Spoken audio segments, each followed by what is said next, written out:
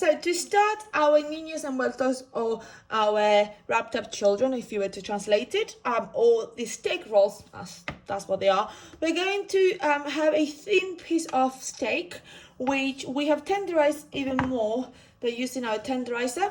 And what we're going to do is we're going to season with salt, pepper,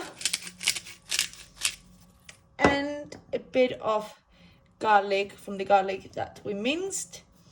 And we're then going to put, okay, our piece of bacon. So this is bacon, and I'm going to put it this, fit it inside. We're then going to put one of the carrot sticks, one of the pepper sticks. We're going to be rolling from the thinnest bit inwards like that. Okay. And what you're going to then do is, obviously you need to then close it. So we're going to get toothpicks, okay? And we are going to, for example, start from there, and then inwards again, so that you're joining the meat.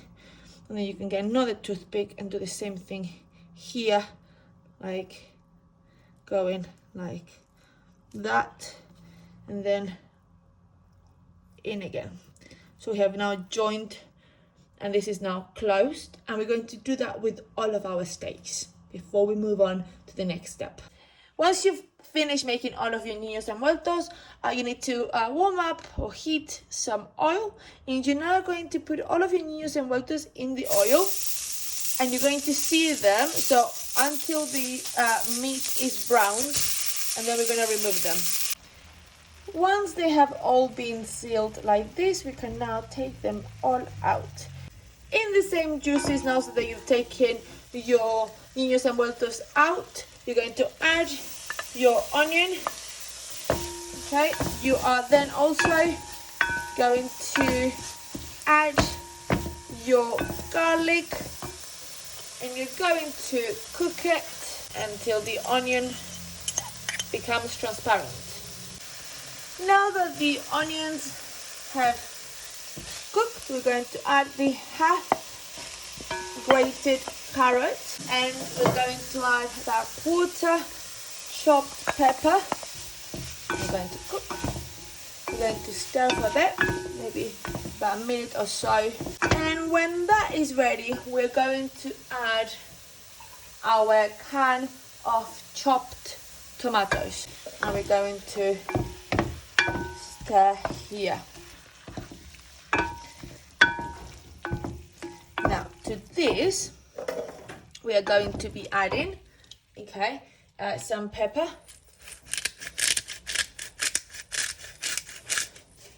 we're then going to add a bit of salt, we're going to add a bit of oregano, it's about half a teaspoon, and we're also going to add a bit of bay leaves, and we're going to stir this. And what we then need to do is add a bit of stock to this in a minute. So I've got here 700 ml of stock. We're going to be adding a bit at a time. We might need to add more liquid as we go, depending whether it is how much water is absorbing. So let this start to boil, and then we're going to be adding our niños envueltos.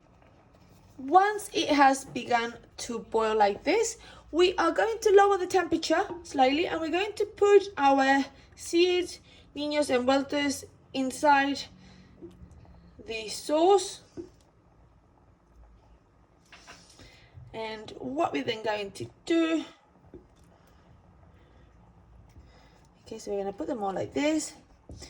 We are now going to cover this, okay, for 30 minutes. Now, every 10 minutes, come and check, A, to stir to make sure that nothing is sticking to the bottom of the pan, but secondly, to check the amount of liquid. If it's drying, then add a bit more of your stock. And if you run out of the stock, then add hot water. Okay, so 30 minutes like this.